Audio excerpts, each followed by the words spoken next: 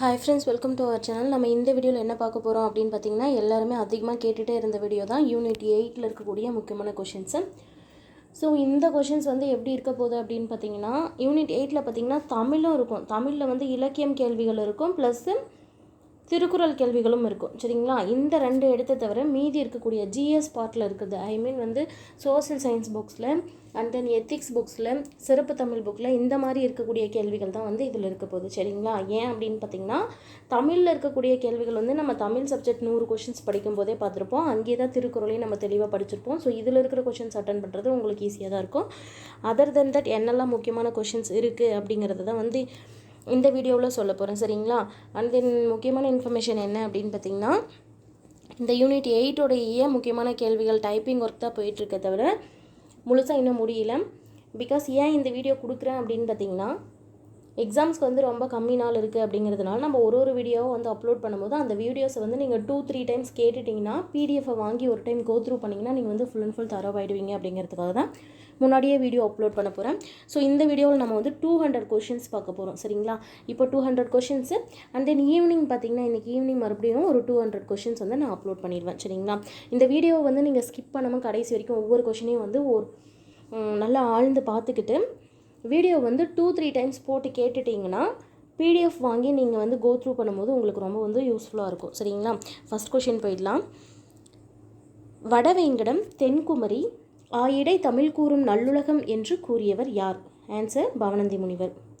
ரெண்டாவது கேள்வி, சென்னை மாகாணம் யாருடைய காலத்தில் தமிழ்நாடு என பெயர் மாற்றம் செய்யப்பட்டது? அறிஞர் அண்ணா, 1967. செந்தமிழ் நாடென்னும் போதினிலே இன்ப தேன் வந்து பாயுது காதினிலே என்று பாடியவர் யார்? பாரதியார். இதெல்லாம் மேம் தமிழில் வருமா அப்படின்னா ஜிஎஸ் கொஷின்ஸ்லேயும் அண்ட் தென் ஜிஎஸ் லெசன்ஸ்லேயும் வந்து இந்த இடத்துலலாம் மென்ஷன் ஆகிருக்கிறதுனால இதை எடுத்திருக்கேன். சரிங்களா? அடுத்து பாருங்கள், பாண்டியர்கள் முதற் சங்கம் அமைத்த இடம் எது? தென்மதுரை. பாண்டியர்கள் இடைச்சங்கம் அமைத்த இடம் எது? கபாடபுரம். பாண்டியர்கள் கடைச்சங்கம் அமைத்த இடம் எது? இன்றைய மதுரை. இது வந்து கொஷின்ஸ் கேட்பாங்க. முக்கியமான கொஷின்ஸ் மட்டும்தான் நான் எடுத்திருக்கேன். ஸோ வீடியோவை வந்து ஸ்கிப் பண்ணாமல் பாருங்கள். அடுத்த கேள்வி பாருங்கள், மதுரைக்கு கூடல் என பெயர் வர காரணம் என்ன அப்படின்னு பார்த்தீங்கன்னா, மதுரைக்கு கூடல்னு சொல்லி இன்னொரு பேர் இருக்குது. சரியா? அதுக்கு காரணம் என்ன அப்படின்னு பார்த்தோம்னா, புலவர்களால் கூடி தமிழ் ஆய்வு நடத்தியது. அடுத்து பாருங்கள், லெமூர் என்ற குரங்கின் பெயரால் அழைக்கப்பட்ட கண்டம் எது? லெமூரியா கண்டம். சரியா? லெமூர், லெமூரியா ஞாபகம் வச்சுக்கோங்க. சங்ககாலம் கால அளவு என்ன? இது ரிப்பீட்டாக கேட்கக்கூடிய கேள்வி. சரியா? இந்த சங்ககாலத்தின் கால அளவு அப்படிங்கிறது ரிப்பீட்டட் கொஷினு. ஸோ பாருங்கள், கிமு 300லிருந்து கிபி 300 வரை அப்படிங்கிறது ஆன்சர். சங்க இலக்கிய நூல்கள் யாவை அப்படின்னு கேட்டாங்கன்னா 10 பாட்டும் 8 தொகையும். சரியா? சங்க இலக்கிய நூல்களே முக்கியமானது இது. 10 பாட்டும் 8 தொகையும் 17 மேல் கணக்கு நூல்கள் தான். அடுத்து பாருங்கள், வள்ளுவன் தன்னை உலகினிக்கே தந்து வான்புகழ் கொண்ட தமிழ்நாடு என்று பாடியவர் யார்? பாரதியார். சங்க காலத்தில் புலவர்கள் நிலத்தை எத்தனையாக பிரித்தனர்? 5 வகைகளாக பிரித்தனர். குறிஞ்சி நிலம் பாருங்கள், அந்த 5 வகையும் இங்கே கொடுத்துருக்கேன். குறிஞ்சி, முல்லை, மருதம், நெய்தல், பாலை. இதில் குறிஞ்சி நிலம் அப்படிங்கிறது மலையும் மலை சார்ந்த இடமும். முல்லை நிலம் காடும் காடு சார்ந்த இடமும். மருத நிலம் வயலும் வயல் சார்ந்த இடமும். நெய்தல் நிலம் கடலும் கடல் சார்ந்த நிலமும். பாலை மணலும் மணல் சார்ந்த நிலமும். இதெல்லாம் வந்து கொஷின்ஸில் கேட்பாங்க. சரியா? ரொம்ப முக்கியமான கொஷின்ஸ் தான் இதெல்லாமே. அடுத்து பாருங்கள், யானோ அரசன் யானே கல்வன் என்று கூறிய மன்னன் யார்? பாண்டியன் நெடுஞ்செழியன். சரியா? இவங்க தான் கண்ணகியுடைய கால் சிலம்புகள் வந்து கோவலன் விற்க போகும்போது அரசமாதேவியுடைய கார் சிலம்பை கோவலன் திருடிட்டாங்க அப்படின்னு சொல்லிட்டு அவரை தவறாக புரிஞ்சு அவருக்கு வந்து தூக்கு தண்டனை வழங்கிடுவார். அதனால் அதை கண்ணகி வந்து நிரூபிக்கும் போது இதை சொல்வார், யானோ அரசன் யானே கல்வன், நான் தான் வந்து திருடன் அப்படிங்கிற மாதிரி சொல்வார். அப்படி சொல்லி அங்கேயே உயிர் துறப்பார். அவங்க மனைவியும் அங்கேயே உயிர் துறப்பாங்க. ஸோ அப்படி சொன்ன மன்னன் யார் அப்படின்னு கேட்டிருக்காங்க, பாண்டியன் நெடுஞ்செழியன். தமிழக அரசர் எழுவரை ஒரு சேர வென்ற பாண்டிய மன்னர் யார்? அதாவது பண்டைய தமிழ் நாட்டை ஆட்சி செய்தவங்க, தமிழகத்தை வந்து ஆட்சி செய்த பண்டைய மன்னர்கள். சரியா? சங்ககால மன்னர்களில் 7 மன்னர்களை வந்து ஒன்று சேர வெற்றி பெற்ற பாண்டிய மன்னன் யார் அப்படின்னு கேட்டிருக்காங்க. தலையாலங்கானத்து செருவென்ற நெடுஞ்செழியன். அந்த போரே பார்த்திங்கன்னா தலையாலங்கானத்து போர் தான். ஸோ அதில் வெற்றி பெற்றதுனால அவருக்கு என்ன பேர் அப்படின்னா தலையாலங்கானத்து செருவென்ற நெடுஞ்செழியன். அடுத்த கேள்வி பாருங்க, காவிரி நதிக்கு கரை கட்டிய சோழ மன்னன் யார் அப்படின்னு கேட்டாங்கன்னா கரிகாலன். காவிரி நதிக்கு கரை கட்டிய சோழ மன்னன் யார்? கரிகாலன். தமிழ்நாட்டில் உள்ள தொல்பழங்கால பாறை ஓவியங்கள் கேட்டிருக்காங்க. சரியா, தமிழ்நாட்டில் இருக்கக்கூடிய சில தொல்பழங்கால பாறை ஓவியங்கள் கொடுத்துருக்காங்க. அதோடைய பிளேஸ் எது அல்லது அந்த பிளேஸில் இருக்கக்கூடிய பாறை ஓவியம் எது அப்படின்றத கொஷின்ஸில் கேட்கலாம். பாருங்கள், கீழ்வளை அப்படிங்கிற இடத்துல வந்து விழுப்புரம் டிஸ்ட்ரிக்டில் இருக்குது. சரியா, கீழ்வளை அப்படிங்கிறது விழுப்புரம் டிஸ்ட்ரிக்டில்.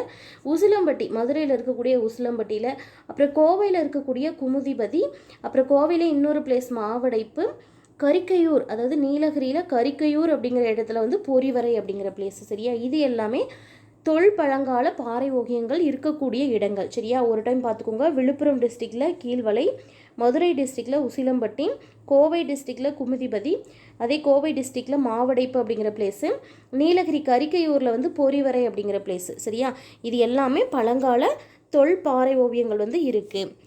அடுத்த கேள்வி பாருங்கள், இந்தியாவில் திட்டமிட்டு கட்டப்பட்ட முதல் நகரங்கள் எவை அப்படின்னு கேட்டாங்கன்னா ஹரப்பா, மொஹஞ்சதாரோ.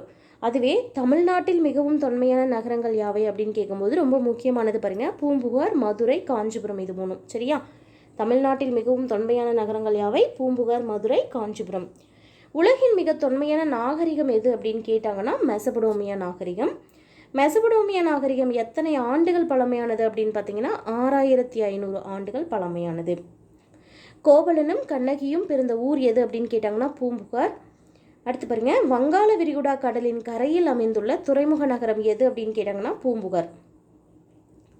இந்த பூம்புகார் துறைமுகம் எக்ஸாக்டாக எங்கே இருக்குது அப்படின்னு கேட்கும்போது காவிரி ஆறு கடலோடு கலக்கும் இடத்துல இருக்குது. அதாவது அது எங்கே இருக்குன்னா தற்போதைய மயிலாடுதுறையை தான் சொல்கிறாங்க. சரியா, காவிரி ஆறு கடலோடு கலக்கக்கூடிய இடத்துல தான் பூம்புகார் துறைமுகம் இருக்குது.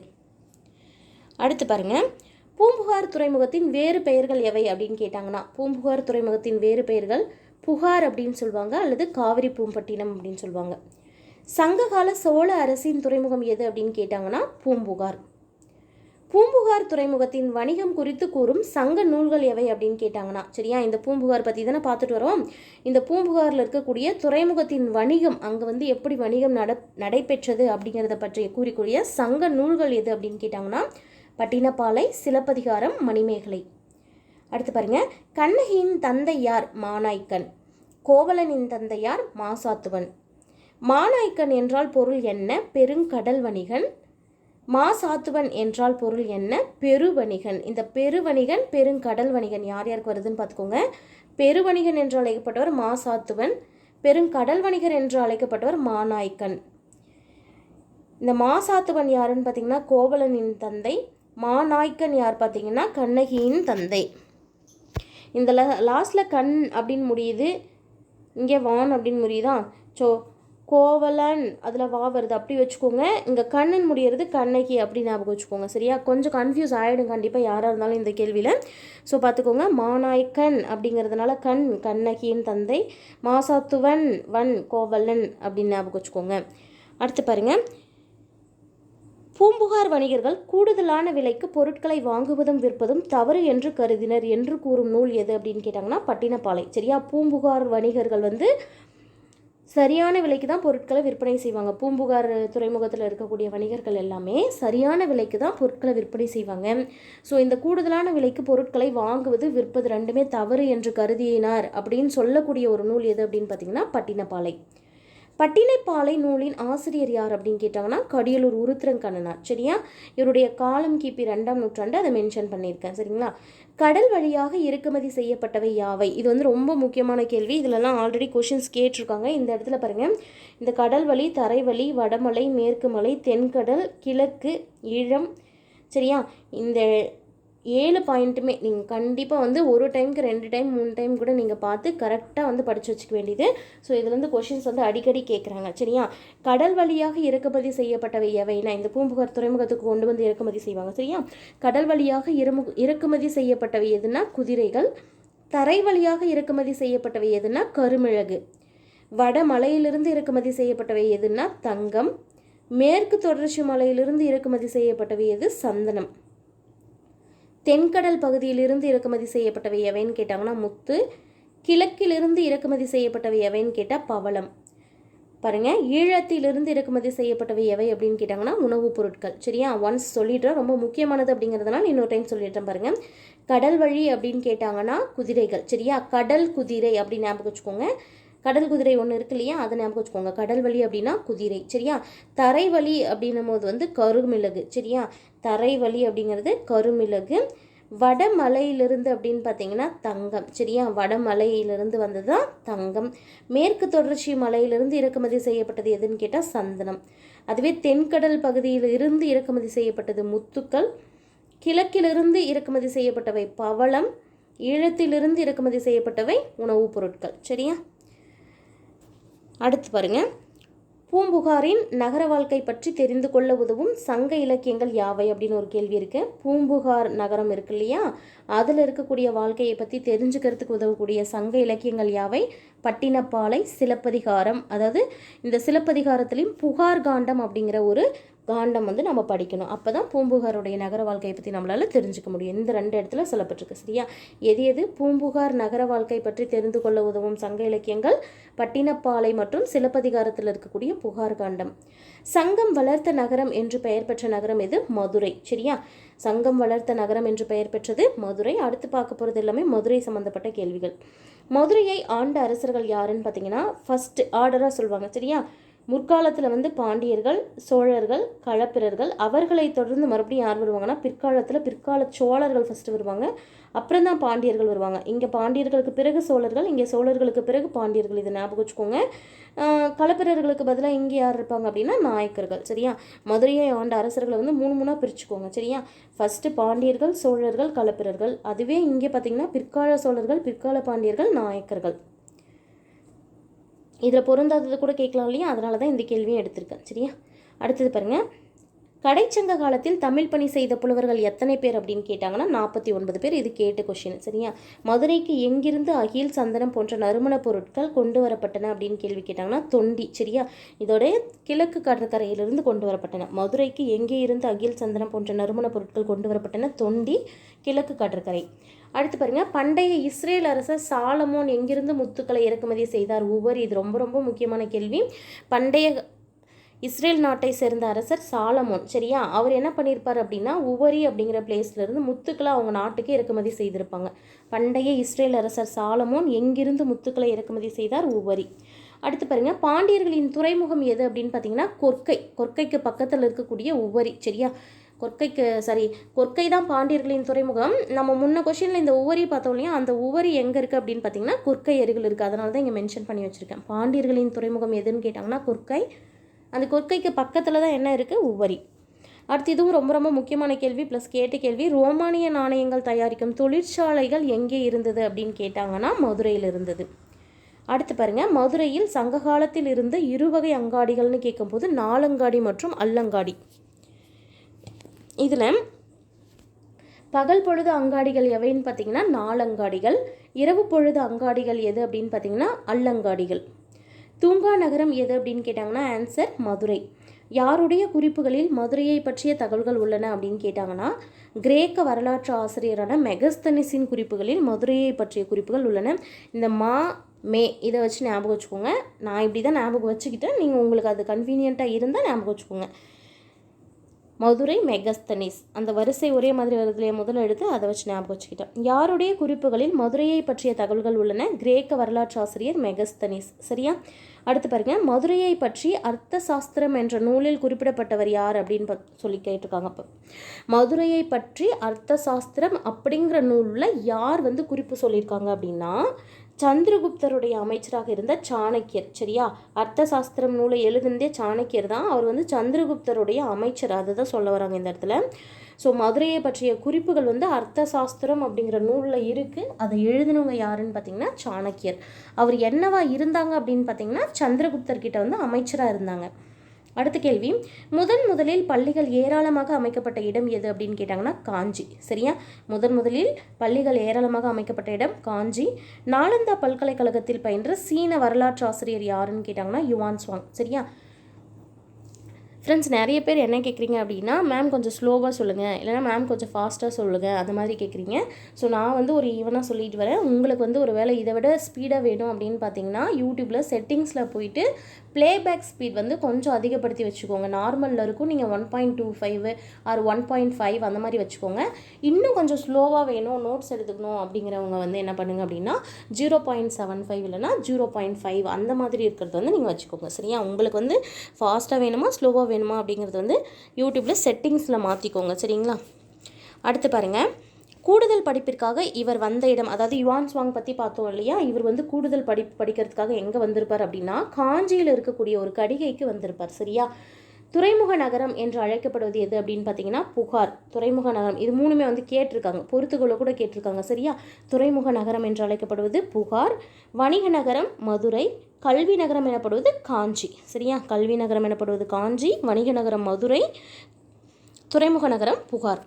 நகரங்களில் சிறந்தது காஞ்சி என்று கூறியவர் யார்? காளிதாசர். இது ரொம்ப ரொம்ப முக்கியமானது. நகரங்களில் சிறந்தது காஞ்சி என்று கூறியவர் காளிதாசர். சரியா? கல்வியில் கரையில்லாத காஞ்சி என்று கூறியவர் திருநாவுக்கரசு. கல்வியில் கரையில்லாத காஞ்சி என்றவர் திருநாவுக்கரசு. நாயன்மார்களில் முதன்மையானவர் யார் அப்படின்னு பார்த்தீங்கன்னா திருநாவுக்கரசர் தான். நாயன்மார்களிலேயே முதன்மையானவங்க யார்? திருநாவுக்கரசர். புத்தகையா, சாஞ்சி போன்ற 7 புனித தலங்களில் ஒன்று காஞ்சி என்று கூறியவர் யார்? சீன வரலாற்றாசிரியர் யுவான் சுவாங். சரியா? சீன வரலாற்றாசிரியர் யுவான் சுவாங் தான். புத்தகையா எப்படியோ அது மாதிரி தான் புத்தகையா, சாஞ்சி இந்த மாதிரி இருக்கக்கூடிய 7 புனித தலங்களில் காஞ்சியும் ஒன்று அப்படின்னு சொன்னவங்க சீன வரலாற்றாசிரியர் யுவான் சுவாங். இவர் தான் வந்து காஞ்சியில் இருக்கக்கூடிய கடிகைக்காக மேற்படிப்புக்காக வந்திருப்பார். சரியா? தொண்டை நாட்டில் உள்ள மிக பழமையான இடம் எது அப்படின்னு கேட்டாங்கன்னா, தொண்டை நாட்டில் இருக்கக்கூடிய மிக பழமையான இடம் எது அப்படின்னு கேட்டாங்கன்னா காஞ்சி தான். சரியா?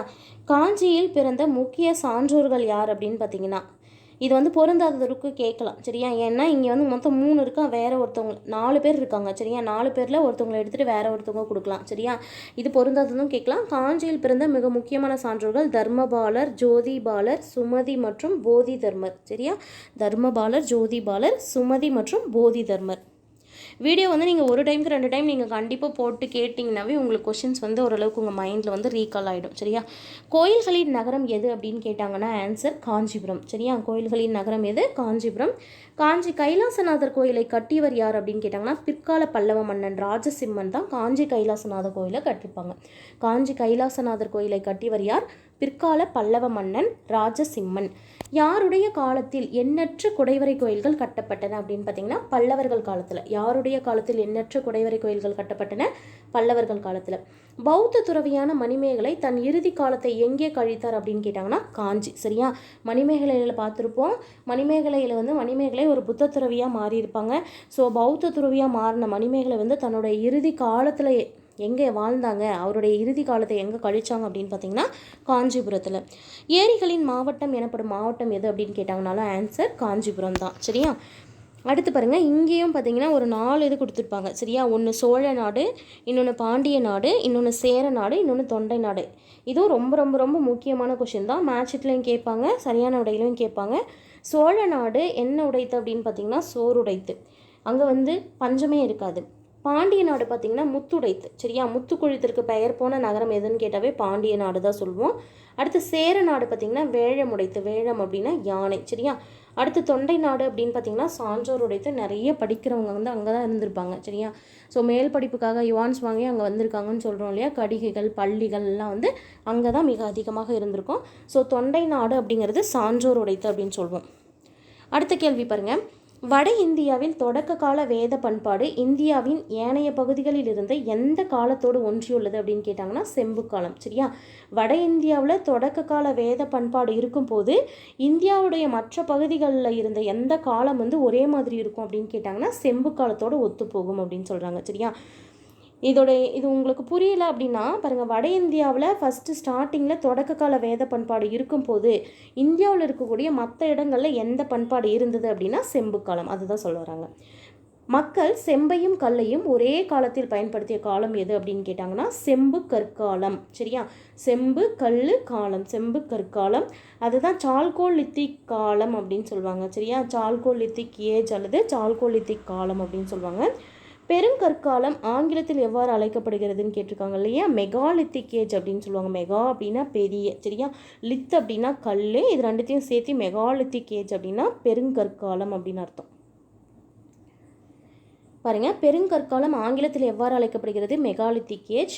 இதில் மெகா அப்படிங்கிறது என்ன அப்படின்னு பார்த்தீங்கன்னா பெரிய, லித் அப்படிங்கிறது கல். சரியா, பெரியவர்களை வந்து புதைத்து வைத்த இடங்களில் பெரிய பெரிய கற்களை கொண்டு மூடியதுனால தான் இந்த பேர் வந்தது. பெருங்கற்காலம் அப்படின்னு ஏன் பேர் வந்தது அப்படின்னா, இப்போ பெரியவர்கள்லாம் இறந்து போகிறாங்க அப்படின்னா அவங்கள புதைக்கக்கூடிய இடங்களில் பெரிய கற்களை வச்சு மூடி வைப்பாங்க. சரியா, அவங்க வந்து அவங்கள ஐடென்டிஃபை பண்ணிக்கிறதுக்காக இந்த இடத்துல தான் புதைச்சி வச்சுருக்காங்க அப்படிங்கிறத ஐடென்டிஃபை பண்ணுறதுக்காக அப்படி பண்ணுவாங்க. சரியா, அடுத்து பாருங்கள், ஆதிச்சநல்லூர் எந்த மாவட்டத்தில் உள்ளது அப்படின்னு கேட்டாங்கன்னா தூத்துக்குடி மாவட்டம்.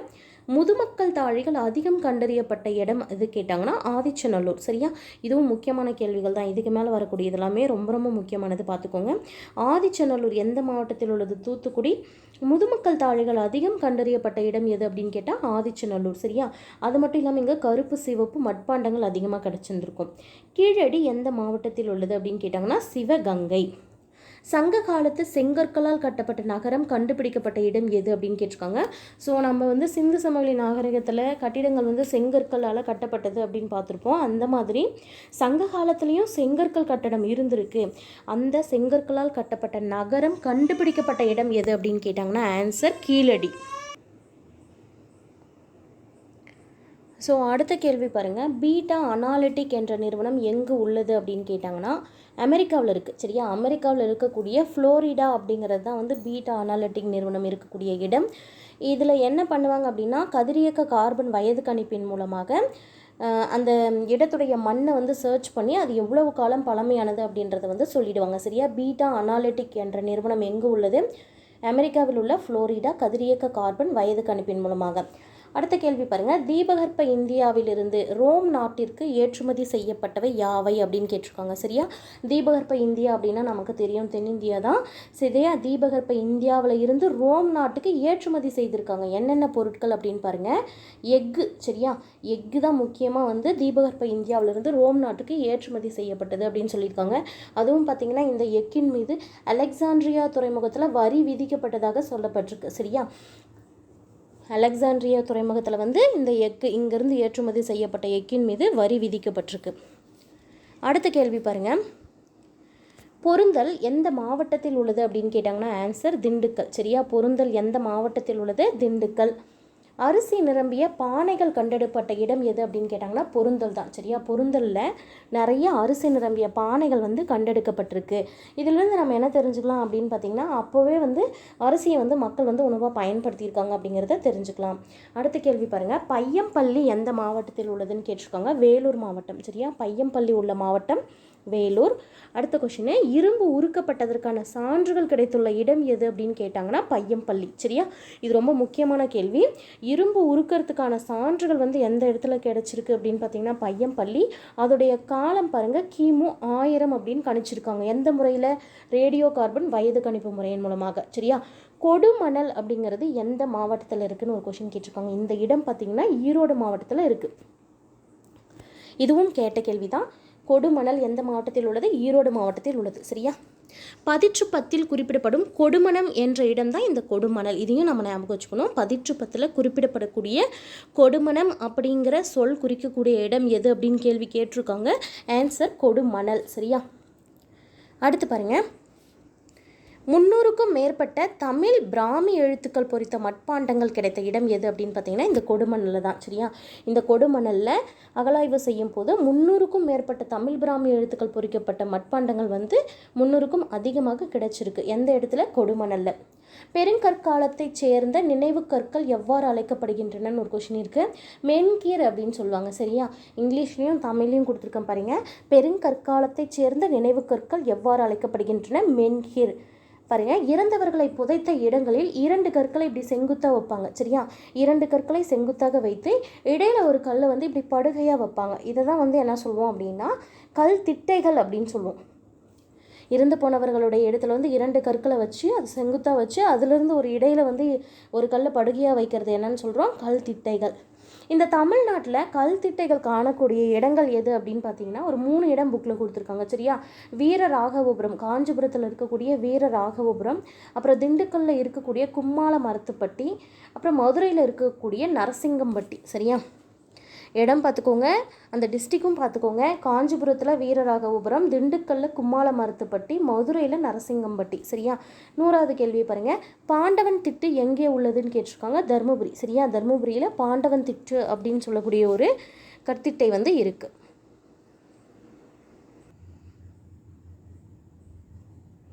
ஸோ 101வது கேள்வியை பாருங்கள். நினைவு கற்கள், அதாவது முன்னையே பார்த்தோம் இல்லையா, மென்ஹிர் அப்படின்னு சொல்லிட்டு நினைவு கற்கள் பிரிட்டானியா மொழியில் எப்படி பிரிச்சுருக்காங்க அப்படின்னா, மென் அப்படின்னா கல், கிர்னா நீளமான. சரியா? மென்ஹிர் அப்படிங்கிறத பிரிட்டானியா மொழியில் எப்படி பிரிச்சுருக்காங்க, மென் அப்படிங்கிற வார்த்தைக்கு கல்லுன்னு மீனிங்காக, கிர் அப்படிங்கிற வார்த்தைக்கு நீளமான அப்படிங்கிறது மீனிங்காக. சரியா? அது சொல்லியிருப்பாங்க பாருங்கள். இறந்தோரின் நினைவாக ஒரே கல்லாக செங்குத்தாக நடப்படும் கல் எது அப்படின்னா அந்த மென்ஹிர் தான். சரியா? இறந்தோரின் நினைவாக அவங்க இறந்த இடத்துல, சரியா, அவங்கள புதைச்ச இடத்துல ஒரே கல்லாக செங்குத்தாக நட்டு வைக்கக்கூடிய கல் தான் மென்ஹிர் அப்படின்னு சொல்கிறோம். அடுத்த கேள்வி பாருங்கள். தமிழகத்தில் நினைவு கற்கள் உள்ள இடங்கள் யாவை அப்படின்னு கேட்டாங்கன்னா, சரியா, தமிழகத்தில் எந்தெந்த இடத்துல நினைவு கற்கள் இருக்குது அப்படின்னு கேட்டாங்கன்னா, திருப்பூரில் சிங்கரிப்பாளையம். சரியா? திருப்பூரில் இருக்கக்கூடிய சிங்கரிப்பாளையம், தேனியில் வெம்பூர், தேனி மாவட்டத்தில் வெம்பூர், மதுரையில் நரசிங்கம்பட்டி, ஈரோட்டில் குமரிக்கல் பாளையம் மற்றும் கொடுமணல். சரியா? இது ஒவ்வொன்றும் டிஸ்ட்ரிக்கு ப்ளஸ் பிளேஸ்னால ஞாபகம் வச்சுக்கோங்க. தமிழகத்தில் நினைவு கற்கள் உள்ள இடங்கள் திருப்பூரில் சிங்கரிப்பாளையம், தேனியில் வெம்பூர், மதுரையில் நரசிங்கம்பட்டி, ஈரோட்டில் குமரிக்கல் பாளையம் மற்றும் கொடுமணல். அடுத்து, இறந்து போன வீரரின் நினைவை போற்றும் வகையில் நடப்படும் கல் எது அப்படின்னு கேட்டாங்கன்னா நடுக்கற்கள். சரியா? ஒரு வீரர் இறந்து போகிறாங்க அப்படின்னா அவர் நினைவை போற்றும் வகையில் நடக்கூடிய கல் தான் என்ன? நடுக்கற்கள். சரியா? நடுக்கற்கள் உள்ள இடங்கள், சரியா, தமிழகத்தை பொறுத்த வரைக்கும் நடுக்கற்கள் உள்ள இடங்கள் எது அப்படின்னு பார்த்தீங்கன்னா திண்டுக்கல். இது வந்து திட்டுக்கல்னு வந்துருச்சு இல்லையா? திண்டுக்கல்லில் வந்து பழனி அருகே இருக்கக்கூடிய மானூர், திண்டுக்கல்னு அதை மாற்றிக்கோங்க. திண்டுக்கல்லில் பழனி அருகே மானூர். அது மட்டும் இல்லாமல் தூத்துக்குடியில் வெள்ளாளன் கோட்டை அப்படிங்கிற இடம். சரியா? தூத்துக்குடியில் வெள்ளாளன் கோட்டை, மறுபடியும் திண்டுக்கல்லில் இருக்கக்கூடிய புலிமான் கோம்பை. சரியா? திண்டுக்கல்லில் பழனி அருகே மானூர், தூத்துக்குடியில் வெள்ளாளன் கோட்டை, திண்டுக்கல்லில் இருக்கக்கூடிய புலிமான் கோம்பை. இந்த பிளேசஸ்லாம் என்ன இருக்குது? நடுக்கற்கள் வந்து இருக்கக்கூடிய இடங்கள். தன் கிராமத்தை கொடிய விலங்குகள் அல்லது எதிரிகளிடமிருந்து காக்க போராடி இருந்தவரின் நினைவாக நடப்படுவதை எது அப்படின்னு பார்த்தீங்கன்னா நடுக்கற்கள். சரியா? எதற்காக இந்த நடுக்கற்கள் யாருக்கு நடப்படும் அப்படின்னு பார்த்தீங்கன்னா, தன்னுடைய கிராமத்தை கொடிய விலங்குகள் கிட்ட இருந்தோ அல்லது எதிரிகள்கிட்ட இருந்தோ காப்பதற்காக போராடி ஒருத்தவங்க இறந்து போகிறாங்க அப்படின்னா அவங்களுக்காக நடுக்கற்கள் வந்து வைப்பாங்க. அடுத்து பாருங்க. பனையோலைகளில் இருந்த செவ்வியல் இலக்கியங்களையும் பண்டைய கால தமிழ் நூல்களையும் வெளியிட பல ஆண்டுகளாக செலவிட்டவர்கள் யார் அப்படின்னு கேட்டிருக்காங்க. இது வந்து ஒரு பாக்ஸில் கொடுத்துருக்காங்க. சரியா? ஆறுமுக நாவலர், தாமோதரம் பிள்ளை, ஊவேசா, இவங்க 3 பேருமே பதிப்பித்து வெளியிடுறதுல வந்து தங்களுடைய வாழ்நாளை வந்து முழுவதுமாக செலவிட்டவங்க. அவங்க என்ன பண்ணாங்க அப்படின்னா, பனையோலைகளில் எழுதப்பட்டு இருக்கக்கூடிய இலக்கியங்களை வந்து பண்டைய தமிழ் நூல்கள் நிறைய தொகுத்து அந்த மாதிரி வந்து என்ன பண்ணியிருப்பாங்க அப்படின்னா அச்சிட்டு வெளியிட்டிருப்பாங்க. சரியா? பதிப்பிச்சு வெளியிட்டிருப்பாங்க. அதுதான் இவங்க செய்த முக்கியமான செயல். அதனால தான் இந்த கேள்வி கேட்டிருக்காங்க பாருங்கள். பனையோலைகளில் இருந்த செவ்வியல் இலக்கியங்களையும் பண்டைய கால தமிழ் நூல்களையும் வெளியிட பல ஆண்டுகளை செலவிட்டவர்கள் யார் அப்படின்னு கேட்டாங்கன்னா ஆறுமுக நாவலர், தாமோதரம் பிள்ளை, ஊவேசா. அடுத்து பாருங்கள். கலிங்க அரசர் காரவேலனின் கல்வெட்டு எது அப்படின்னு கேட்டாங்கன்னா ஹதிகும்பா கல்வெட்டு. கலிங்க மன்னன் காரவேலனின் கல்வெட்டு ஹதிகும்பா கல்வெட்டு. பிளினி எழுதிய நூல் எது அப்படின்னா இயற்கை வரலாறு. இவருக்கு வந்து இன்னொரு பேர் இருக்குது, மூத்த பிளினி கூட சொல்லுவாங்க. சரியா? பிளினி எழுதிய நூல் எது? இயற்கை வரலாறு. அடுத்த கேள்வி பாருங்கள். தாலமி எழுதிய நூல் எது அப்படின்னு பார்த்தீங்கன்னா புவியியல். தாலமியோட நூல் புவியியல். மெகஸ்தனிஸ் எழுதிய நூல் எது அப்படின்னு கேட்டிங்கன்னா இண்டிகா, ராஜாவளி, மகாவம்சம், தீபவம்சம். இது 4மே இவரது புக்கில் கொடுத்துருக்காங்க. சரியா? மெகஸ்தனிஸ் எழுதிய நூல்கள் இண்டிகா, ராஜாவளி, மகாவம்சம், தீபவம்சம். ஸோ மெகஸ்தனிஸ் எழுதாத நூல் அப்படின்னு கூட வேறு ஒன்று மாற்றி கொடுக்கலாம். இல்லைன்னா இதில் ஏதாவது ஒன்றை எடுத்துக்கொண்டு போயிட்டு மெகஸ்தனிஸ் எழுதிய நூல் எது அப்படின்னு கூட கேட்கலாம். 4மே படித்து வச்சுக்கோங்க. இந்தியா, ராஜாவளி, மகாவம்சம், தீபவம்சம். இது 4மே.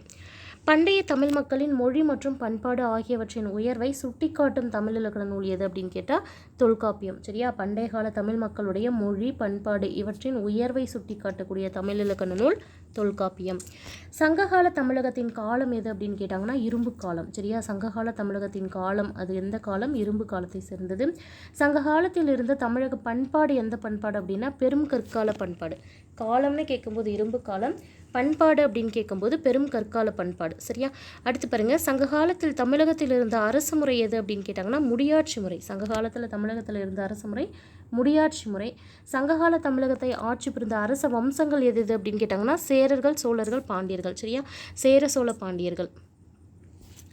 தமிழ் மொழி லத்தீன் மொழி அளவிற்கு பழமையானது என்று கருதியவர் யார் அப்படின்னு கேட்டால் ஜார்ஜ் எல்ஹார்ட். இது முக்கியமான கேள்வி. தமிழ் மொழி பண்டைய லத்தீன் மொழி அளவுக்கு மிகவும் பழமையானது என்று கருதிய அறிஞர் யாருன்னா ஜார்ஜ் எல்ஹார்ட் அப்படிங்கிறவங்க. அடுத்து பாருங்கள், சங்க காலத்தில் வேந்தர் என்ற சொல் யாரை குறிக்க பயன்படுத்தப்பட்டது அப்படின்னு கேட்டாங்கன்னா மூவேந்தர்களை குறிக்கவும் வேந்தர் அப்படிங்கிற சொல் பயன்படுத்துது. அதாவது சேர மன்னர்கள், சோழ மன்னர்கள், பாண்டிய மன்னர்கள். சரியா? சேர அரசர்களை பற்றிய செய்திகளை கூறக்கூடிய நூல் எது அப்படின்னு கேட்டாங்கன்னா பதிற்றுப்பத்து. ரொம்ப முக்கியமான கேள்வி. கண்ணகிக்கு சிலை எடுக்க இமயத்திலிருந்து கற்களை கொண்டு வந்த சேர மன்னன் யார் அப்படின்னு கேட்டாங்கன்னா சேரன் செங்குட்டுவன். சரியா? கண்ணகிக்கு சிலை எடுக்கிறதுக்காக இமயத்திலிருந்து கற்களை கொண்டு வந்த சேர மன்னன் சேரன் செங்குட்டுவன். அடுத்த கேள்வி பாருங்கள், சேரன் செங்குட்டுவனுடைய தம்பி யார் அப்படின்னு கேட்டாங்கன்னா இளங்கோவடிகள். சரியா? சேரன் செங்குட்டுவனின் தம்பி இளங்கோவடிகள். தனது பெயரில் நாணயங்களை வெளியிட்ட சேர மன்னர் யார் அப்படின்னு கேட்டாங்கன்னா சேரல் இரும்பொறை. சரியா? தன்னோட பெயர்லேயே நாணயங்களை வெளியிட்ட சேர மன்னன் யார்? சேரல் இரும்பொறை. சேரர்கள் வெளியிட்ட நாணயங்களில் பொறிக்கப்பட்ட சின்னம் எது அப்படின்னு கேட்டாங்கன்னா வில் அம்பு. சரியா? இதுதான் அவங்களுடைய சின்னமோ அரசு சின்னமோ. ஸோ வில் அம்பு தான் அவங்களுடைய நாணயங்களில் பொறிக்கப்பட்டிருந்தது. சேர அரசர்களில் சில முக்கியமான அரசர்கள் யார் அப்படின்னு பார்த்தீங்கன்னா புக்கில் பாக்ஸில் கொடுத்துருக்காங்க. உதயன் சேரலாதன், இமயவரம்பன் நெடுஞ்சேரலாதன், சேரன் செங்குட்டுவன், சேரல் இரும்பறை. சரியா?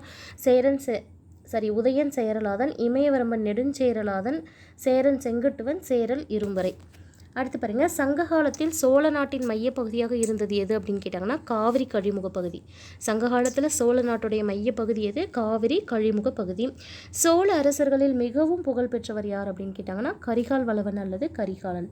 கரிகாலன் அவர்களுடைய இன்னொரு பேர் தான் கரிகால் வளவன். சோழ அரசர்களிலேயே மிகவும் புகழ்பெற்றவர் யார் அப்படின்னு பார்த்தா இவர் தான், கரிகால் வளவன் அல்லது கரிகாலன். சோழர்களின் துறைமுகம் எது அப்படின்னு கேட்டாங்கன்னா பூம்புகார். சோழர்களுடைய துறைமுகம் பூம்புகார். கரிகாலனின் ஆட்சியின் போது நடைபெற்ற வணிக நடவடிக்கைகளை பற்றி கூறக்கூடிய நூல் எதுனா பட்டினப்பாலை. இதுவும் முக்கியமான கேள்வி. கரிகாலனுடைய ஆட்சியின் போது நடைபெற்ற வணிக நடவடிக்கைகள்லாம் எந்த நூலில் சொல்லப்பட்டிருக்கு? பட்டினப்பாலையில்.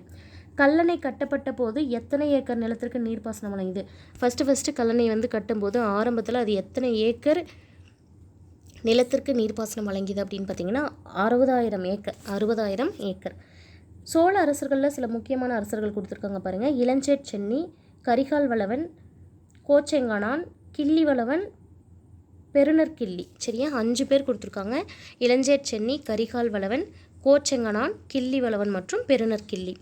கொற்கையின் தலைவன் என போற்றப்படும் பாண்டிய மன்னன் யார் அப்படின்னு கேட்டாங்கன்னா பாண்டியன் நெடுஞ்செழியன். முத்து குளித்தலுக்கு புகழ்பெற்ற ஊர் எது அப்படின்னு கேட்டாங்கன்னா மதுரை.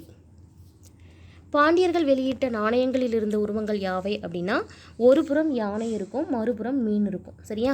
பாண்டியர்களுடைய அரசு சின்னம் மீன் தான் அவர்களோட கொடியில் பொறிக்கப்பட்டிருக்கும். பாண்டியர்கள் வெளியிட்ட நாணயங்களில் பார்த்தோம்னா உருவங்கள் என்னென்ன இருக்கும் அப்படின்னா ஒரு பக்கம் பார்க்கும்போது யானை இருக்கும், இன்னொரு பக்கம் திருப்பி பார்க்கும்போது மீனுடைய உருவம் இருக்கும். சரியா? வேத வேள்விகள் நடத்தியதை கொண்டாடும் விதமாக நாணயங்களை வெளியிட்ட பாண்டிய மன்னன் யாருன்னா இந்த பாண்டிய மன்னர்கள்லேயே ஒரு மன்னர் என்ன பண்ணுவார் அப்படின்னா வேத வேள்விகள் நல்லபடியாக முடிஞ்சிருச்சு அப்படின்னா அதை கொண்டாடுறதுக்காகவே நாணயங்கள் வெளியிட்டாங்க. சரியா? அந்த மன்னர் பேர் முதுகுடி பெருவழுதி. வேத வேள்விகள் நடத்தியதை கொண்டாடும் விதமாக நாணயங்கள் வெளியிட்ட பாண்டிய மன்னன் யார்? முதுகுடுமி பெருவழுதி. அடுத்து பாருங்கள், சேர மன்னர்கள் சூட்டி கொண்ட பட்டங்கள் யாவை அப்படின்னு கேட்டால் ஆதவன், குட்டுவன், வானவன், இரும்புரை. சேர மன்னர்கள் சூட்டி கொண்ட பட்டங்கள் யாவை? ஆதவன், குட்டுவன், வானவன், இரும்புரை. அதுவே சோழ மன்னர்கள் எந்த மாதிரியான பட்டங்கள் சூட்டி கொண்டாங்கன்னு பார்த்தா சென்னி, செம்பியன், கிள்ளி, வளவன். சரியா? சென்னி, செம்பியன், கிள்ளி, வளவன். பாண்டிய மன்னர்கள் சூட்டி கொண்ட பட்டங்கள் அப்படின்னு பார்க்கும்போது மாறன், வழுதி மற்றும் செழியன். மாறன், வழுதி, செழியன். அரசு அதிகாரத்தின் சின்னங்கள் யாவை? சரியா? அரசு அதிகாரம் இருக்குது அப்படிங்கிறதுக்கான முக்கியமான சின்னம் எதுன்னு பார்த்தா செங்கோல், முரசு, வெண்கொற்ற குடை. இது 3 தான் அரசு அதிகாரத்துடைய சின்னங்களாக இருந்தது. செங்கோல், முரசு, வெண்கொற்ற குடை.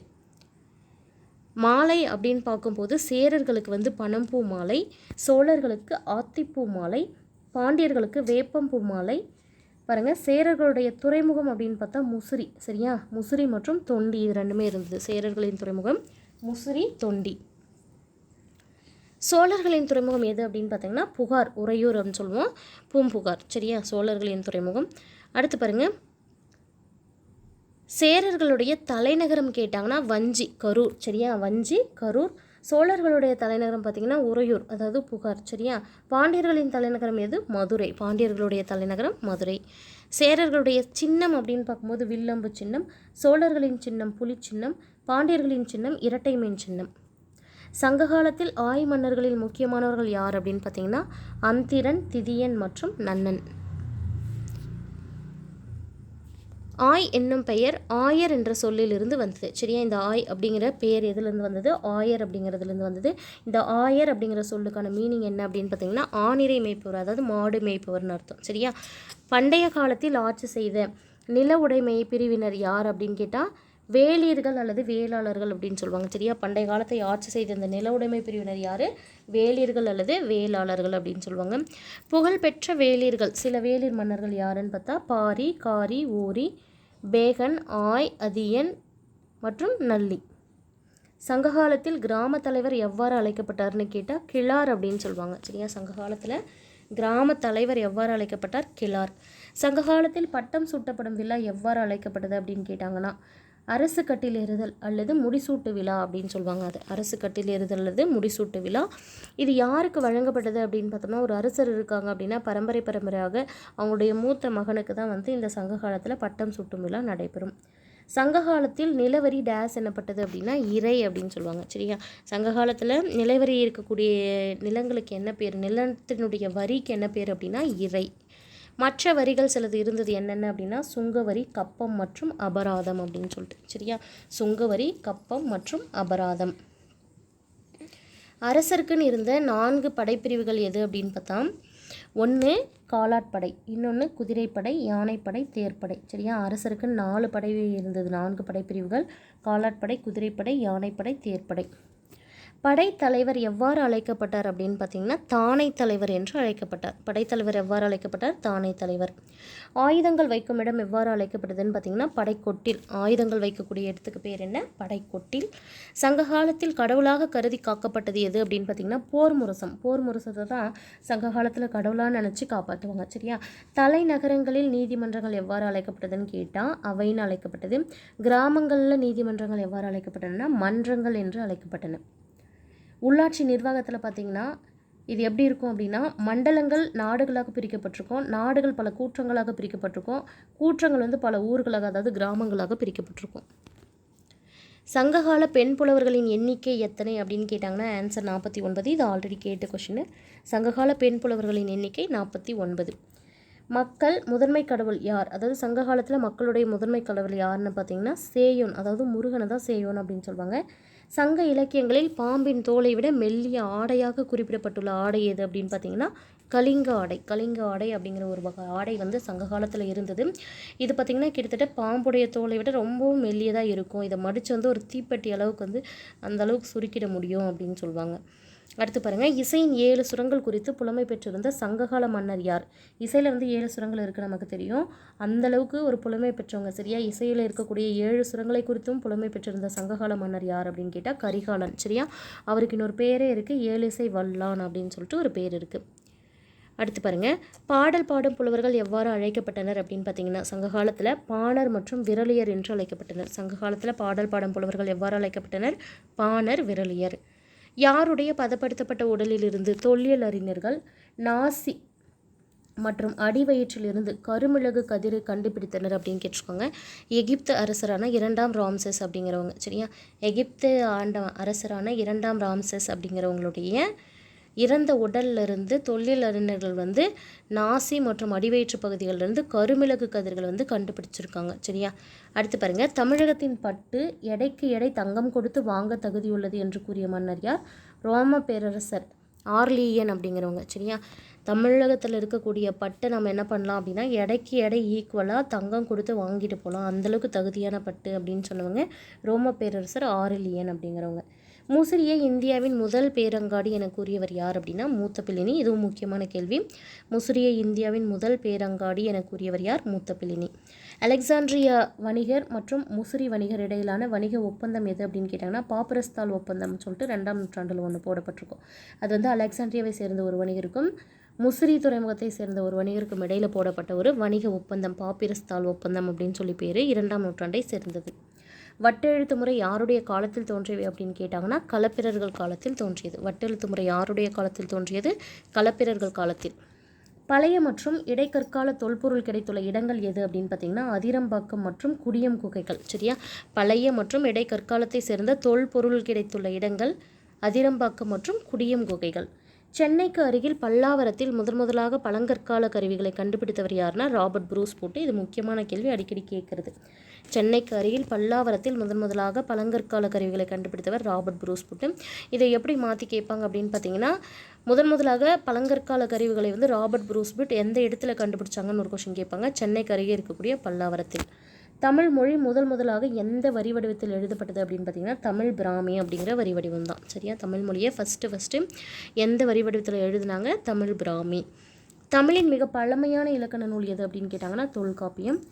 தென்னிந்தியாவில் ரோமானிய நாணயங்கள் செறிந்து காணப்படும் இடம் எது அப்படின்னு கேட்டிருக்காங்க. கோயம்புத்தூர். சரியா? இது முக்கியமான கேள்வி, கேட்டிருக்கிற கேள்வி தான்.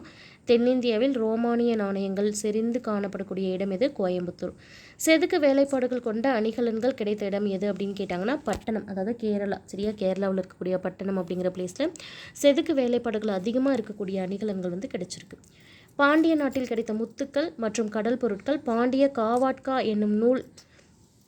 பாண்டிய நாட்டில் முத்துக்கள் மற்றும் கடல் பொருட்கள் கிடைக்குது இல்லையா, அதை ஃபுல்லாக சேர்த்து பாண்டிய காவாட்கா அப்படின்னு சொல்லி ஒரு நூலில் சொல்லியிருக்காங்க. அந்த நூல் என்ன அப்படின்னு கேட்டிருக்காங்க? கௌடில்யருடைய அர்த்த சாஸ்திரம். சரியா? நம்ம இது வரைக்கும் சாணக்கியரின் அர்த்த சாஸ்திரம் அப்படின்னு பார்த்துருப்போம். இந்த கௌடில்யரும் சாணக்கியரும் ஒருத்தங்க தான். சரியா? கௌடில்யருடைய பேர் தான் சாணக்கியர். பாண்டிய நாட்டில் கிடைத்த முத்துக்கள் மற்றும் கடல் பொருட்கள் பாண்டிய காவாட்கா என்று கூறக்கூடிய நூல் எதுன்னு பார்த்திங்கன்னா இந்த அர்த்த சாஸ்திரம் தான். அடுத்து இலங்கையின் புத்த சமய வரலாற்றை கூறும் பாலிமொழி நூல் எது அப்படின்னு கேட்டால் மகாவம்சம். சரியா? இதில் குதிரை வணிகர்களை பற்றிய குறிப்புகள் இருக்கும். சரியா? இலங்கையில் புத்த சமய வரலாற்றை கூறக்கூடிய ஒரு நூல் எது அப்படின்னு பார்த்தா மகாவம்சம். அது எந்த மொழியில் எழுதப்பட்டதுன்னு ஒரு கேள்வி கேட்பாங்க. பாலி மொழியில் எழுதப்பட்டது. இதில் குதிரை வணிகர்களை பற்றிய குறிப்பு இருக்கக்கூடிய புத்தகம் எதுன்னு கேட்டாலும் மகாவம்சத்தை சொல்லணும். அடுத்து பாருங்கள், எரித்ரிய கடலின் பெரிப்ளஸ் என்ற நூல் பார்த்திங்கன்னா எந்த நாட்டை சேர்ந்ததுன்னா பண்டைய கிரேக்க நாட்டை சேர்ந்த நூல், பண்டைய கிரேக்க நூல். பெரிப்ளஸ் என்றால் என்ன மீனிங் அப்படின்னு பார்த்தோம்னா கடல் வழிகாட்டி. ஓசலிஸ் துறைமுகத்திலிருந்து தென்மேற்கு பருவக்காற்று சரியாக வீசுச்சுன்னா எத்தனை நாட்களில் இந்தியாவை நம்ம சேர முடியும்? ஓசலிஸ் துறைமுகத்தில் இருந்து தென்மேற்கு பருவக்காற்று சரியாக வீசும்போது இந்த இடத்துல இருந்து இந்தியா வரதுக்கு எத்தனை நாள்? கிட்டத்தட்ட 40 நாளில் நம்ம சரியாக இந்தியாவுக்கு வந்துடலாம் அப்படின்னு சொன்னவங்க யாருன்னு பார்த்தீங்கன்னா பிளினி தான் இயற்கை வரலாறு அப்படிங்கிற நூலில் சொல்லியிருப்பார்.